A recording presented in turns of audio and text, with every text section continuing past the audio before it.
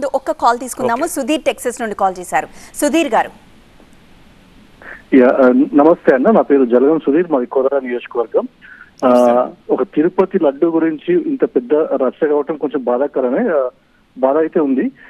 General గా మీరు notice చేస్తాను, మీరు రాజకీయాల్లో ఉన్నారు, చాలా సార్లు మీ స్పీచెస్ విన్నాము. మా రిక్వెస్ట్ ఏంటంటే, ఇప్పుడు దేవాదాయ శాఖ, ధర్మాదాయ శాఖ ప్రభుత్వ ఆధీనంలో ఉండటం వల్ల అనేక రచ్చ అన్నమాట. అంటే ప్రభుత్వ ఈ దేవాదాయ భూములు అన్యాక్రాంతం కావటము, వాటికి రక్షణ లేకపోవటము, ఇప్పుడు తిరుపతి లడ్డు విషయంలో ఒక అపప్రద రావటము, ఇటువంటివన్నీ జరుగుతున్నాయి కదా. ఈ దేవాదాయ శాఖని ప్రభుత్వ ఆధీనం తప్పిస్తే ఎలా ఉంటది?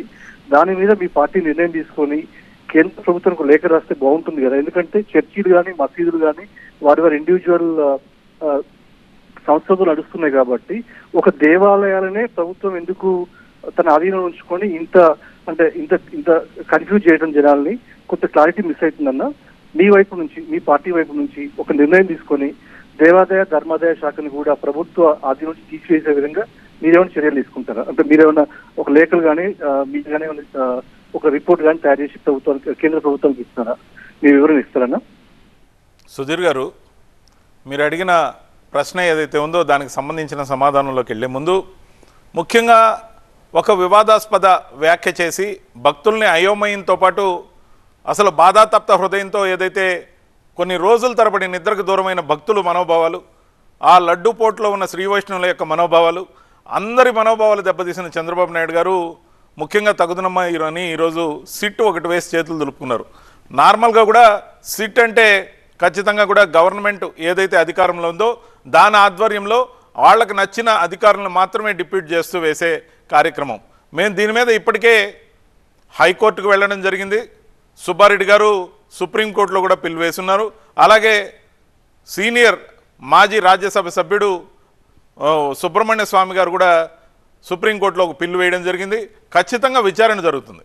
ఈ వివాదాన్ని అడ్డం పెట్టుకుని ఏదైతే మనం మరిన్ని వివాదాలకు తావిచ్చే విధంగా, ముఖ్యంగా పవన్ కళ్యాణ్ గారు చెప్తున్నట్టు సనాతన పరిరక్షణ, ధర్మ పరిరక్షణ బోర్డు అంటాడు ఆయన. కానీ ఆయన ఏ రోజు ధర్మం పాటించడు. ఆయన వివాదాస్పదమైన వ్యాఖ్యలు బోలెడు ఉన్నాయి, చెప్పుకుంటే దశావతారాలు ఉన్నాయి. ఆయన చెప్పినవన్నీ కూడా పచ్చి అబద్ధాలుగా ఫక్తు రాజకీయానికి పనికొచ్చేగా ఉన్నాయి. మరి సనాతన పరిరక్షణ అని చెప్పే అతను ముఖ్యంగా కాసేపు రకరకాల వ్యాఖ్యలు, ఆ వ్యాఖ్యల లోతుల్లోకి పోయే ముందు అందరూ చూసే ఉన్నారు కాబట్టి పవన్ కళ్యాణ్ చేసిన దుర్మార్గమైన వ్యాఖ్యల్ని మళ్ళీ కూడా రిపీట్ చేసి వివాదానికి నేను తావివ్వాలనుకోవట్లా.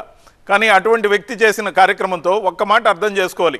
ఆంధ్రప్రదేశ్లో చాలా గౌరవంగా, చాలా భక్తి విశ్వాసాలతో మనం ఒక కీర్తి కలికితురాయిలాగా ఉన్న టీటీడీని ఈ బోర్డు పేరుతో ఏదైతే ఇప్పుడు కృష్ణా బోర్డు లేకపోతే గోదావరి బోర్డు వేసినట్టు కేంద్రానికి అప్పచెప్దామా? కేంద్రానికి అప్పచెప్పాల్సి వస్తే ఒక్క టీటీడీ మాత్రమే పరిమితమా? మరి అయోధ్య రామ మందిరం కావచ్చు, కాశీ అనంగా వారణాసి మందిరాలు కావచ్చు, మధుర కావచ్చు, లేకపోతే దేశంలో ఉన్న అన్ని మందిరాలు అప్పచెప్పే ఆలోచన ఏమైనా ఉందా? అది తమిళనాడు కావచ్చు, కర్ణాటక కావచ్చు, అన్ని ఆలయాలని ఆ బోర్డు పరిరక్షణలోకి తీసుకొచ్చే కార్యక్రమం ఉందా? కేవలం ఏ విధంగా అయితే స్టీల్ ప్లాంట్ని నిర్లక్ష్యం చేసి కేంద్రంలో వాళ్ళు కోరుకున్న వాళ్ళకు ఇచ్చే విధంగా చేశారో అలాగే టీటీడీని కూడా వాళ్ళకి అప్పచెప్పేస్తే దేశంలో ఉన్న పెద్దలందరూ కూడా అత్యంత ధనం సంపాదించిన ఇండస్ట్రియలిస్టులు కూడా అందరూ వచ్చి టీటీడీ బోర్డులో ఉంటే రేపు మనం ఏం చేయగలం? ఆంధ్ర యొక్క ప్రతిష్టను దెబ్బతీద్దామా?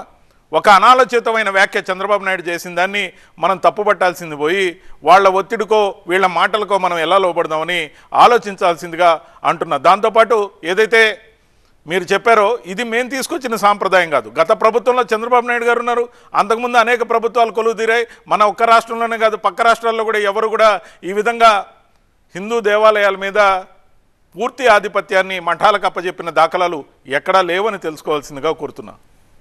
రైట్.